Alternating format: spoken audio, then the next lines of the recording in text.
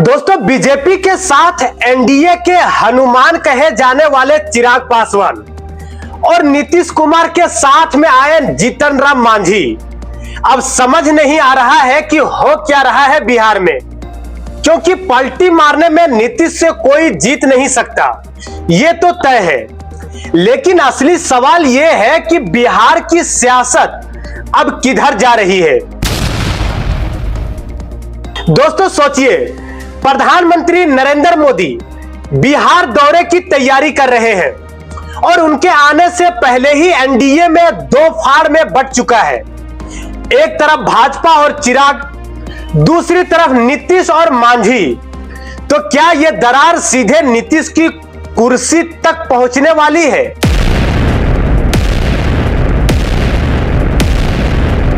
दोस्तों, मैं हूं नूरानी मैमून और आप देख रहे हैं आयान फास्ट न्यूज। आप हमारे चैनल को सब्सक्राइब करें।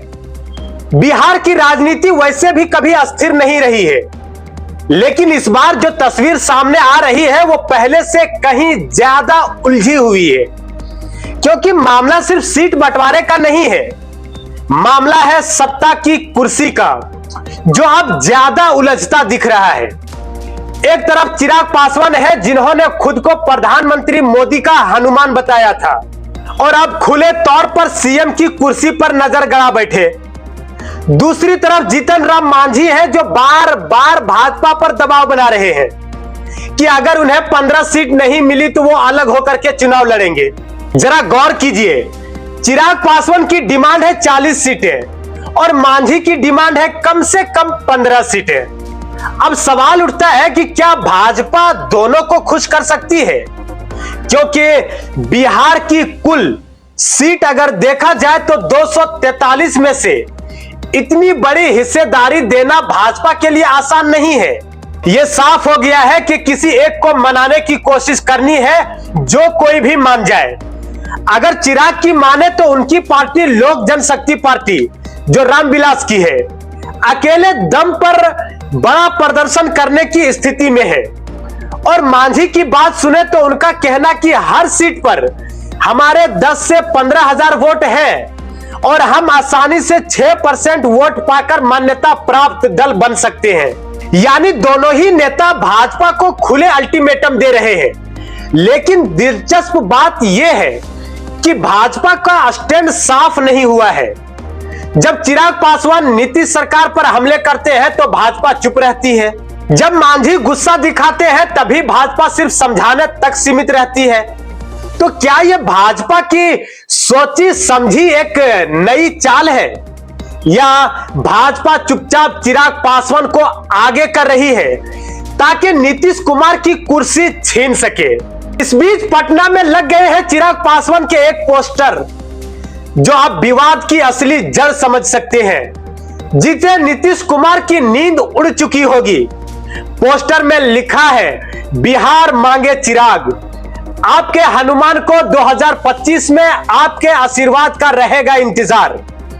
पोस्टर में मोदी और चिराग की तस्वीरें साफ साफ दिखाई दे रही है, लेकिन नीतीश, मांझी या कुशवाहा का नाम तक नहीं है। यानी संदेश साफ है कि चिराग पासवान खुद को सीधे मोदी के बाद बिहार का चेहरा बनाना चाहते हैं। अब नीतीश कुमार किस दुविधा में है, यह भी जरा सोचिए।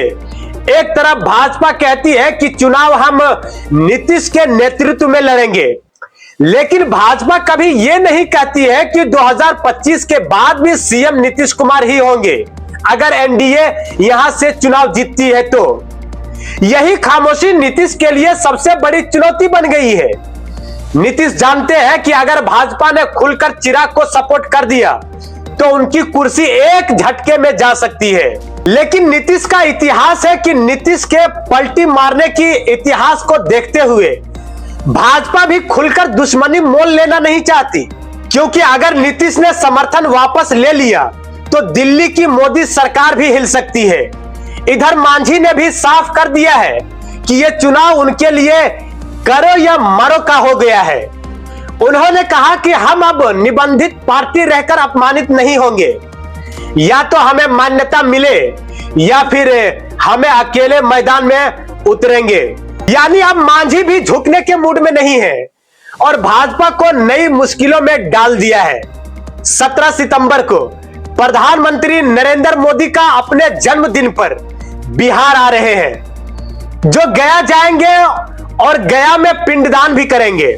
लेकिन उससे पहले ही उनके सहयोगियों ने एनडीए की अंदरूनी फूट सबके सामने ला करके रख दी है।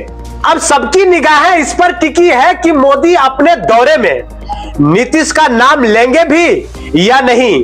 अगर उन्होंने नीतीश कुमार को लेकर कुछ भी नहीं कहा तो संदेश साफ होगा, भाजपा अब बिहार में नया चेहरा ढूंढ रही है। तो दोस्तों, बिहार की सियासत फिर से करवट लेने जा रही है। नीतीश कुमार की कुर्सी पर संकट गहराता जा रहा है। चिराग पासवान खुद को मोदी का असली हनुमान बताकर सत्ता की सीढ़ियां चढ़ना शुरू कर दिए हैं और जीतन राम मांझी भी अब खुलेआम भाजपा को आंख दिखाना भी शुरू कर दिए हैं। तो बड़ा सवाल यही है, क्या 2025 के चुनाव से पहले ही एनडीए सचमुच में टूट जाएगा? क्या भाजपा और चिराग पासवान मिलकर नीतीश को बाहर का रास्ता दिखाने वाले हैं, या फिर नीतीश एक बार फिर पलटी मार करके सबको चौंका देंगे? दोस्तों, आपको क्या लगता है, क्या नीतीश कुमार की कुर्सी बचेगी या बिहार में कोई नया चेहरा सामने आएगा? अपनी राय को कमेंट बॉक्स में हमें जरूर बताइए। फिलहाल इस खबर में इतना ही है, फिर मिलेंगे एक नई कहानी और एक नई सोच के साथ। तब तक बने रहे हमारे आयान फास्ट न्यूज के साथ। मैं हूं नूरानी मैमून।